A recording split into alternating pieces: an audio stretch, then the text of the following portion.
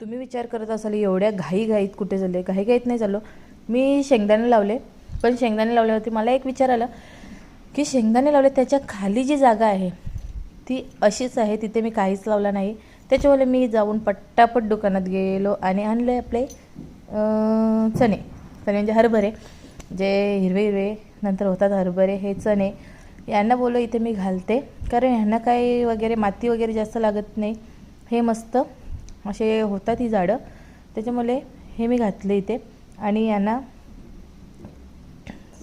जास्त पाणी लागत नाही, त्याच्यामुळे मी इथे शेंगदाण्याला जो पाणी देईल ना तोच यांना देखील काम येईल. त्याच्यामुळे हे पट्टापट यांना लावून घेतले आणि यांच्यावरती थोडी थोडी माती घातली. ते माती थोडी ओलीच आहे, त्याच्यामुळे यांना आता मी थोडासा पाणी देईन. आणि तुम्हाला मी दाखवते दुसरं इथे साईडलाच मी ज्या हळदीचं आहे त्यांना मस्त अशा मुल्या आल्यात हळदीच्या आणि अद्रकच्या. मस्त अशा मुल्याला आता किती दिवसात त्याची हार्वेस्टिंग करायची अद्रकची आणि हळदीची हे काय मला माहीत नाही. पहिला याला पाणी थोडं पाणी देऊन घेतलं आणि पहिलाच मी पाणी दिला होता आणि इथे पहिलाच पाणी थोडा याच्यावरती पडला होता मातीवरती, त्याच्यामुळे इथे जास्त पाणी दिला नाही, थोडंच पाणी दिला. आणि इथे तुम्हाला दाखवते माझ्या हळदीच्या आणि अद्रकच्या मस्त अशा मुल्या आल्यात. हे बघा कशा मुल्या निघल्यात बाहेर. हा आहे अद्रक आणि इथे बघा ही आहे हळदी कशी बाहेर निघली बघा.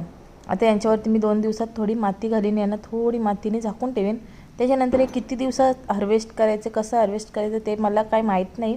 बघू आता थोडं सर्च करून. आणि मी ते साईडला जे आग लावली होती ना थोडी गवत जालायला, तर थोडा ही थोडी हळदीची पानं आहेत ना ती थोडीशी अशी वाफवल्यात, म्हणजे अशी थोडी अशी त्यांना वाफ लागले.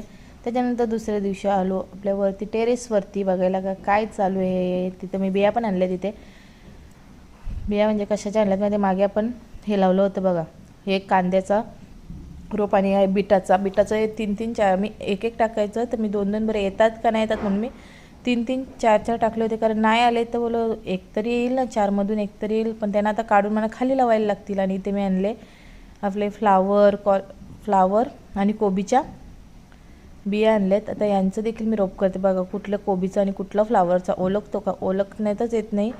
आता हे मी इथे लावते, यांची देखील रोप करीन. आणि मग यांना खाली नाही लावला. आणि कांद्याला देखील मला खालीच नाही यायला लागेल. थोडा मोठा झाला ना कांदा की त्याला मी खाली नेईन. आणि आपला आता जो बीट आहे त्याला काय करायला लागेल, कांद्याचा रोप काढला का त्या बॅगमध्ये मी बीट ट्रान्सफर करीन. 2-2 3-3 बीट एका बॅगेमध्ये लावीन. आणि आमचा परशा पूर्ण सुकले. परशा काहीच काही नाही आमचा. आता यांना पाणी टाकला आणि मग पाणी टाकून यांना पण आता इथेच आपण साईडला करून ठेवू. आणि बघूया थोडे दिवसात यांचं काय होतं. आले का यांना थोडे हे 20 महिन्याभराचा हा रोप झाला ना का मग